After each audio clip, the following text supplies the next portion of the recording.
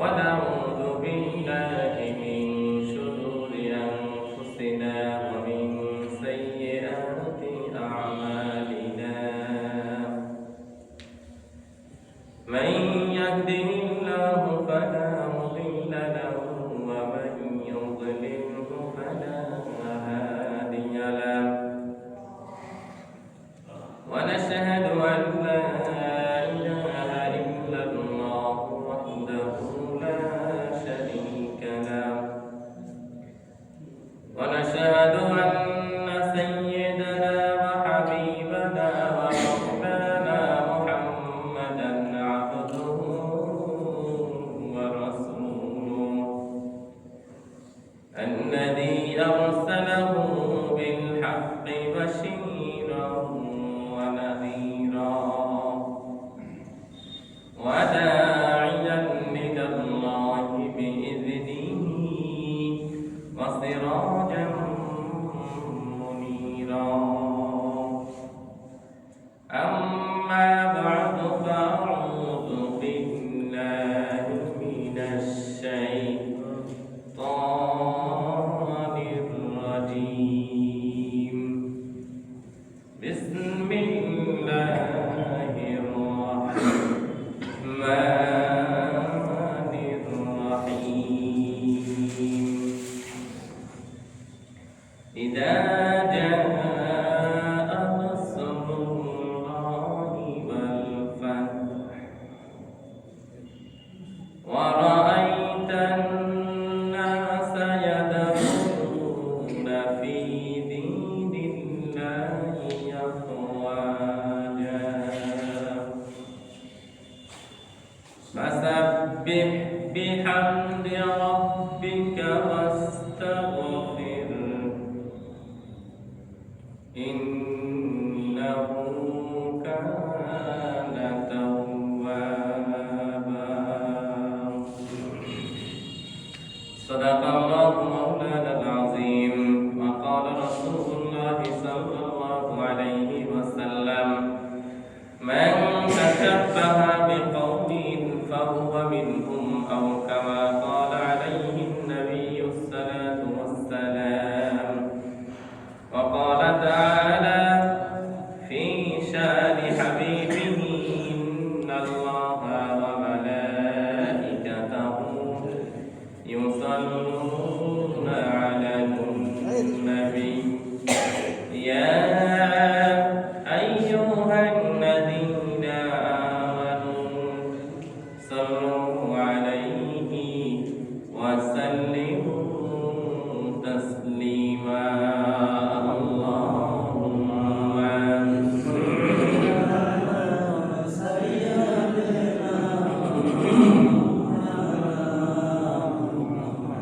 وعلى آل سيدنا محمد اللهم صل على سيدنا مولانا محمد وعلى آل سيدنا مولانا محمد لا إله إلا الله لا إله إلا الله لا إله إلا الله سبحان الله والحمد لله لا إله إلا الله لا إله إلا الله لا إله إلا الله محمد رسول ভিডিওটা الله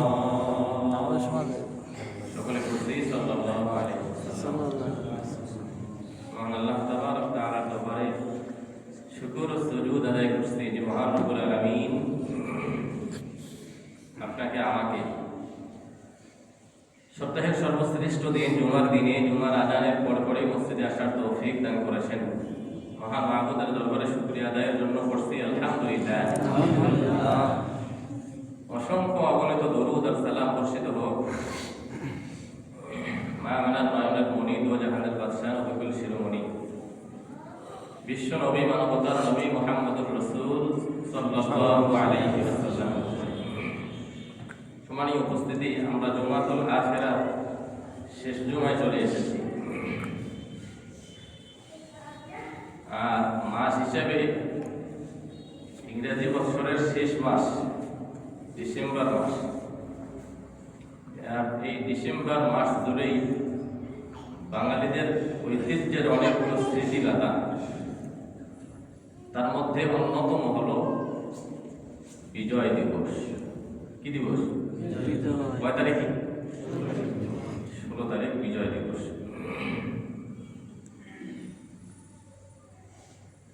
বিজয় দান, এটা মানুষের চেষ্টা তো লাগেই, তবে সরাসরি আল্লাহর কবুলিয়তের একটা ব্যাপার। কথা বলেন ঠিক নেবে? ঠিক। বিজয় অর্জন করা খুব ছোট্টখাটো কোনো বিষয় না। আপনারা জানেন বাংলাদেশের ইতিহাসে 1971 সালের মুক্তিযুদ্ধ দীর্ঘ খুব বেশি দিন লাগেনি, মাত্র 9 মাস। 9 মাসের মধ্যে একটি দেশ স্বাধীনতা অর্জন করা বাংলাদেশ ছাড়া অন্য দেশে এমন নজির নেই। খেয়াল করে দেখেন, স্বাধীনতার জন্য, স্বাধীন একটা পতাকার জন্য 50-60 বছর ধরে যুদ্ধ করে আসতেছে। যুদ্ধ করতে করতে দেশটাই শেষ, এখন পর্যন্ত স্বাধীনতার মান না। আছে না? স্বাধীনতা আল্লাহ তাআলার দান, বরং কার দান? আল্লাহ তাআলা স্বাধীন সার্বভৌমত্ব একটি দেশের নাগরিক আমাদেরকে বানিয়েছেন। এই জন্য আমরা পড়ছি আলহামদুলিল্লাহ। সম্মানিত উপস্থিতি, এই স্বাধীনতা দান করেন আল্লাহ। স্বাধীনতা আসার পরেই কিছু কাজ থাকে আমাদের, যেগুলো আমরা কোরআন হাদিস থেকে শিখবো ইনশাআল্লাহ। বিজয় কথাটা কোরআন কারীমের বেশ কয়েক জায়গায় এসেছে। এর মধ্যে 114 খানা সূরার মধ্যে একটা সূরার নাম হলো সূরাতুল ফাতাহ। সূরাতুল ফাতাহ।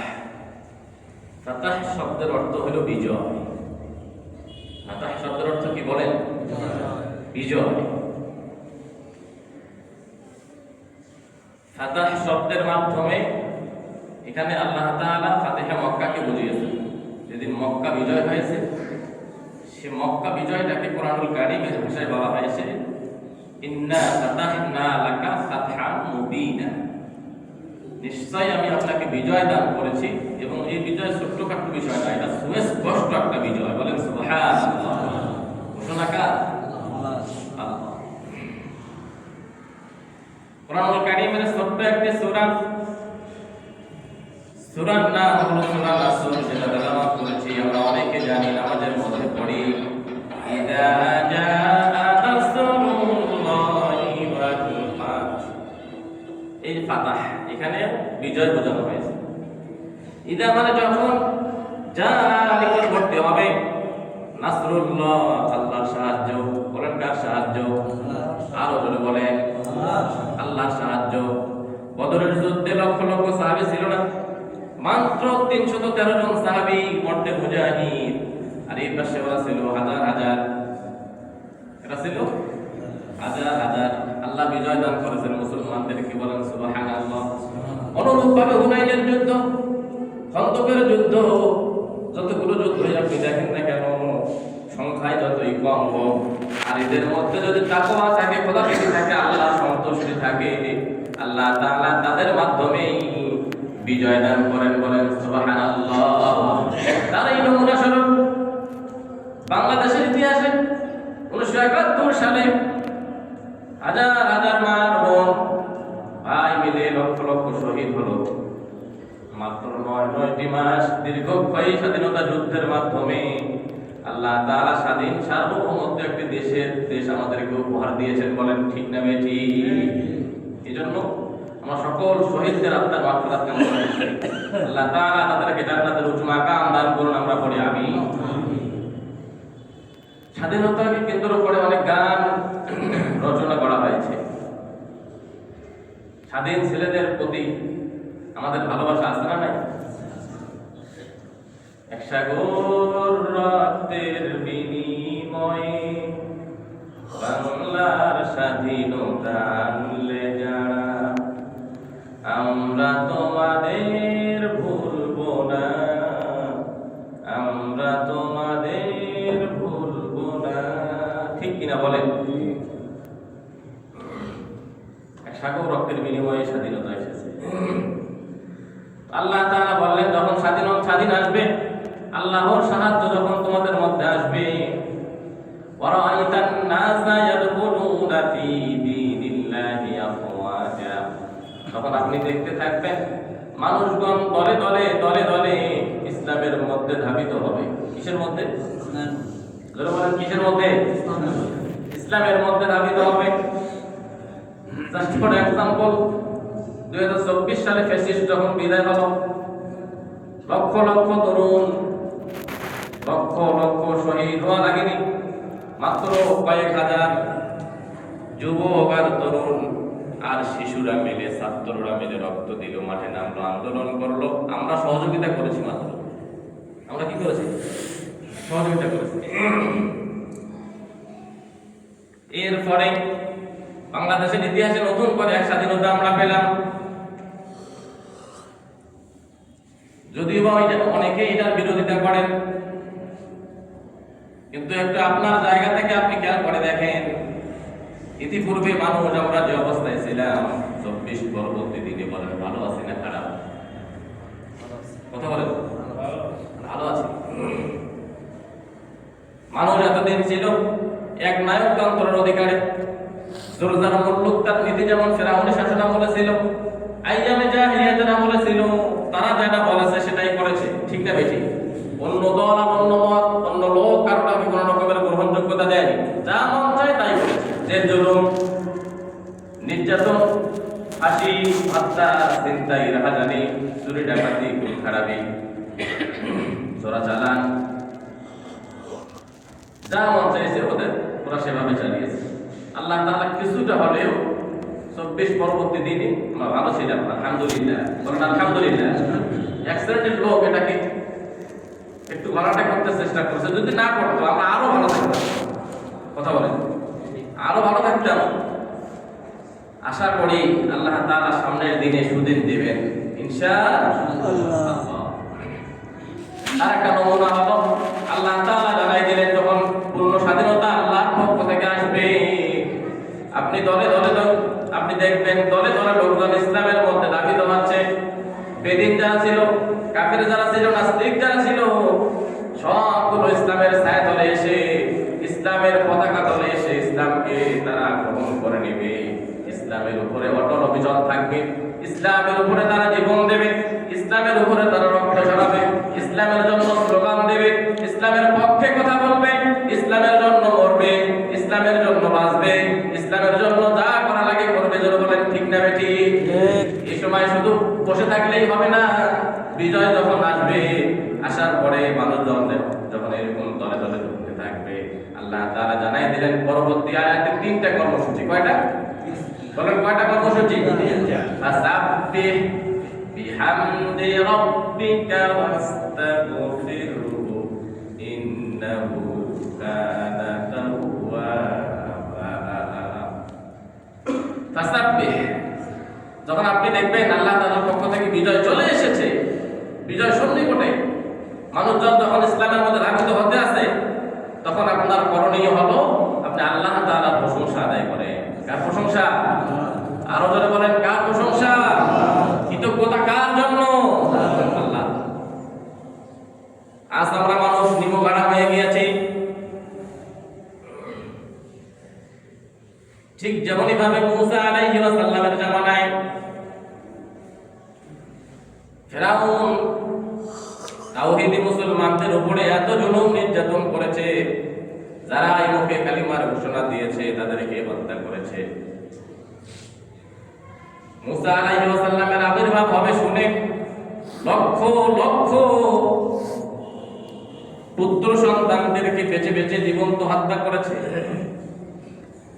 পেটের মধ্যে ভ্রূণটাকে নষ্ট করে দিয়েছে। কন্যা সন্তান হলে জীবিত হত্যা করেছে।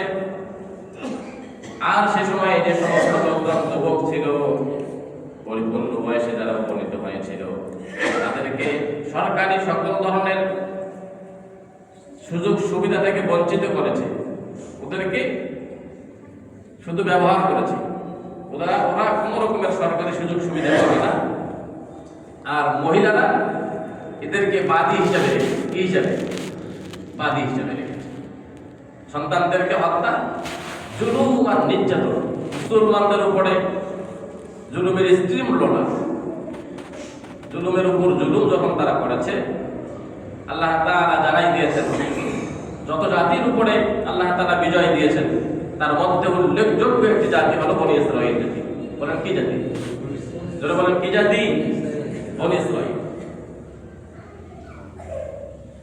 আল্লাহ তাআলা সূরা ইব্রাহিমের 6 নম্বর আয়াত এবং 7 নম্বর আয়াতে ঘটনা স্মরণ করে দিয়ে বলেন, ওয়া ইয ক্বালা মূসা লিকাওমিহি ইয়া কওমি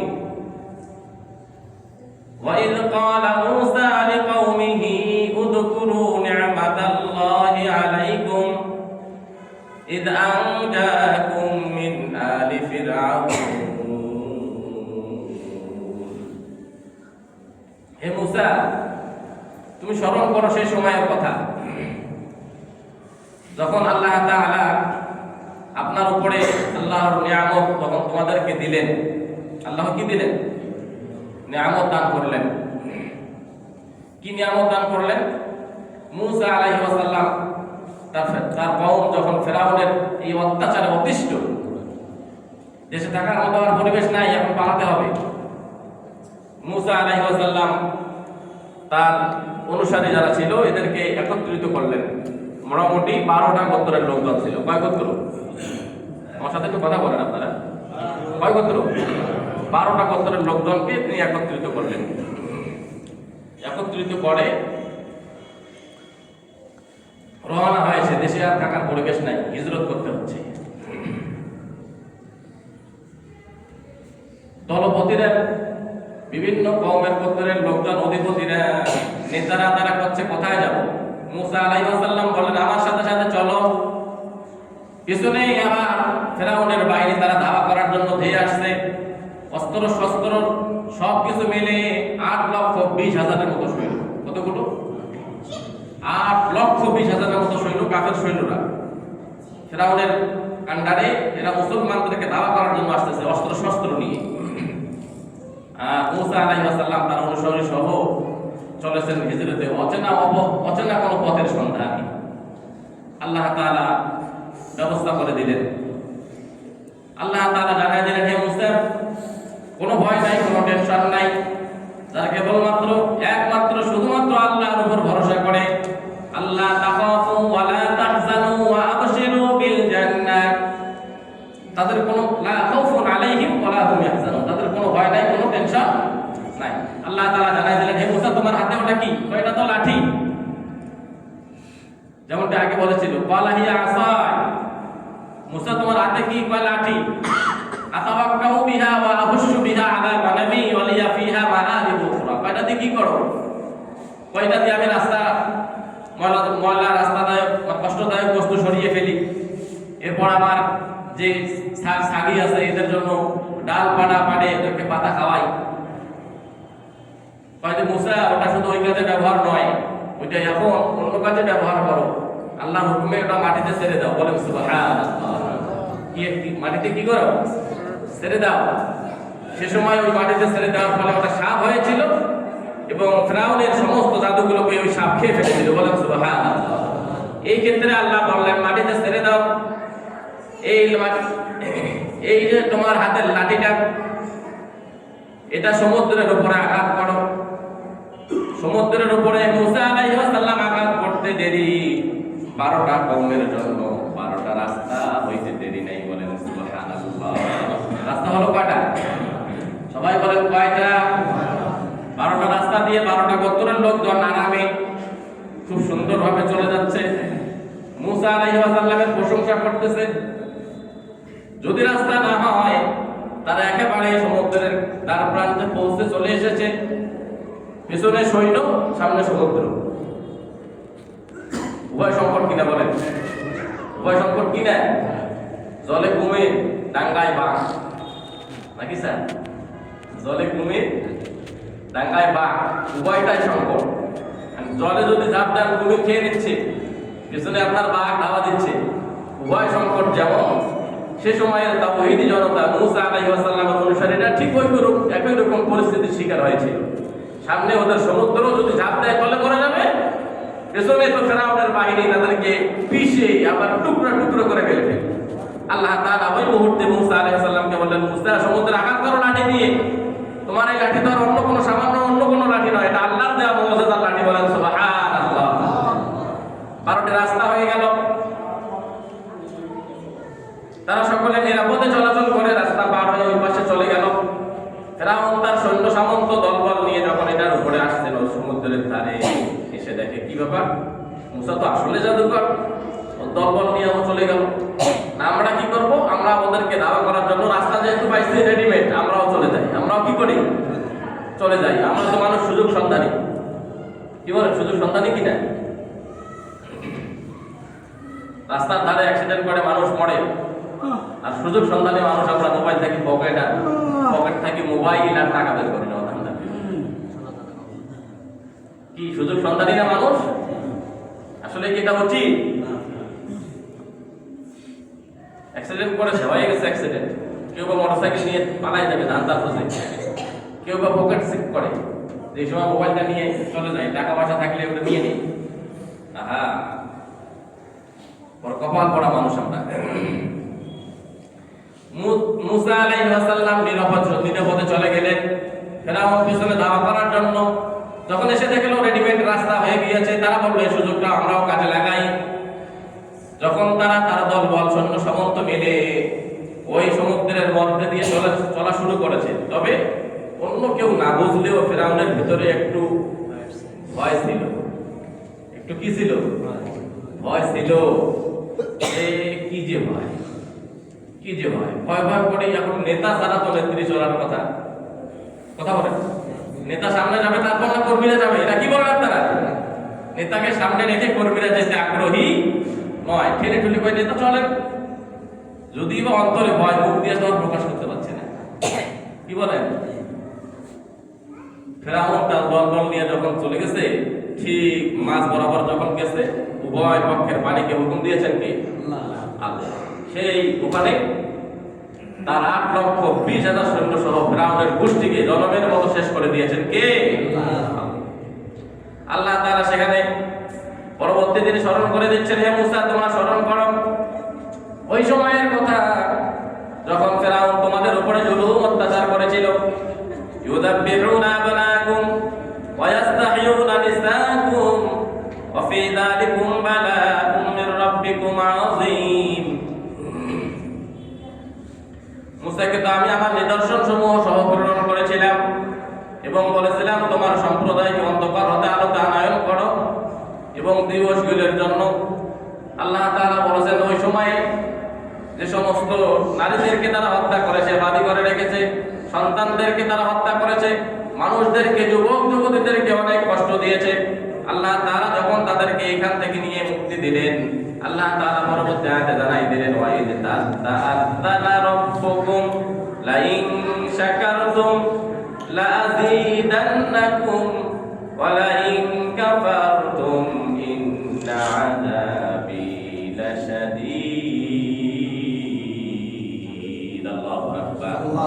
আল্লাহ তাআলা জানাই দিলেন সেই সময়টার কথা স্মরণ করো যখন তোমাদের প্রতিপালক ঘোষণা করেছিলেন তোমরা যদি সত্যিকারের মুসলমান হয়ে থাকো তোমরা কৃতজ্ঞতা প্রকাশ করো। কি করো? যারা বলেন কি করো? কৃতজ্ঞতা প্রকাশ করো। এই যে বলছিলাম বিজয়ের প্রথম যেটা কাজ, বিজয় যখন আসবে ফাসাব্বিহ, তোমরা রবের কৃতজ্ঞতা প্রকাশ করো। 1 নাম্বার কাজ হলো রবের কি করা? কৃতজ্ঞতা প্রকাশ করা। আজ আমরা মানুষ রবের কৃতজ্ঞতা আদায় করতে চাই না। যেমনটি আল্লাহ তাআলা জানাই দিয়েছেন সূরা জুমারের 49 নম্বর আয়াতে, ফাইদা মাসাল ইনসানা দুররুন দাআনা লিযামবিহি আও কাঈদান আও কাইমা। মানুষ তো এমন নিমখাড়া, যখন তাদের সামনে কোনো বিপদ আপদ আরোপিত হয়, তখন তারা আল্লাহর দিকে মুতাওয়াজ্জা হয়, আল্লাহর কাছে সাহায্য চায়। আর যখন আল্লাহ তাআলা তাদের দোয়াটা কবুল করে নেয়, যখন তাদের বিপদটা কেটে যায়, তখন তারা আল্লাহর কৃতজ্ঞতা ভুলে যায়। আল্লাহর কৃতজ্ঞতা কি করে? ভুলে যায়। তখন তারা বলে, ওই মুহূর্তে যদি ওর কাছে যে 2000 টাকা ধার না পানো হয়, তাহলে ওর কাম সারা হয়। কথা বলে আল্লাহর কি ইচ্ছা, তুমিও 100 টাকা নিয়ে খালি ভেরত চস্ত যা দেখো ডাক্তারও উপস্থিত না হইলে ও সব আয় বাঁচে না। কিন্তু তার আগে চেয়েছেন কার কাছে? আল্লাহর কাছে। আল্লাহ ব্যবস্থা করে দেন, বাচ্চাটাকে সুস্থ করে দেন। দেবার মালিক কে? আর মানুষ তো ওসিলা মাত্র। মানুষ কি? ওসিলা। আল্লাহ তাআলা ওই জন্য বলেছেন, ইন্নাল ইনসানা লাকানুন, ইন্নাল ইনসানা লিরাব্বিহি লাকানুন।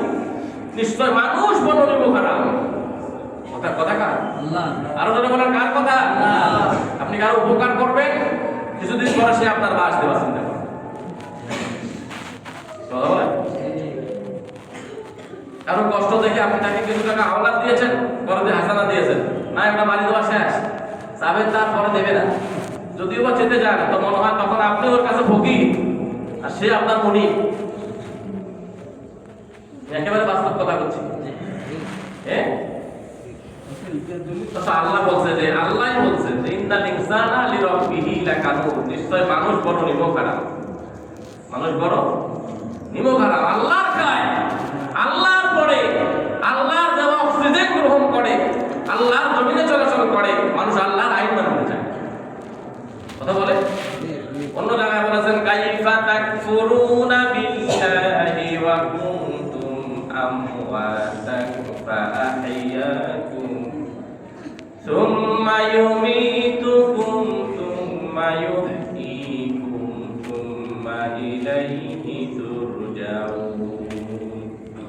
তোমরা কি করে ওই মালিককে অস্বীকার করো? কি করে তাকে অস্বীকার করো? কাইফা তাকফুরুনা বিল্লাহ ওয়া কুনতুম আমওয়াতান, অথচ তোমরা ছিলে মৃত। তোমরা কি ছিল? তোমরা মৃত ছিলে। ফাআহইয়াকুম, তিনি তোমাদেরকে জীবিত করলেন। সুম্মা ইউমীতুকুম, তিনি তোমাদেরকে মৃত্যু দান করবেন। সুম্মা ইউহয়ীকুম, তিনি আবার তোমাদেরকে আবার উঠাবেন। উঠাবেন না? আল্লাহ তাআলা ঘোষণা করতেছেন, কেমনে তোমরা ওই মালিককে অস্বীকার করো? আজ আমরা আল্লাহকে ভুলে অনেক দূরে সরে আছি ভাইজান। তাহলে বিজয় দান করেন কে? আরো ধরে বলেন কে? এক নাম্বার বিজয় যদি চলে আসে, এক নাম্বার কাজ হলো কৃতজ্ঞতা প্রকাশ করা। আল্লাহ। ফাসাব্বিহ বিহামদি রাব্বিকা ওয়াস্তাগফির।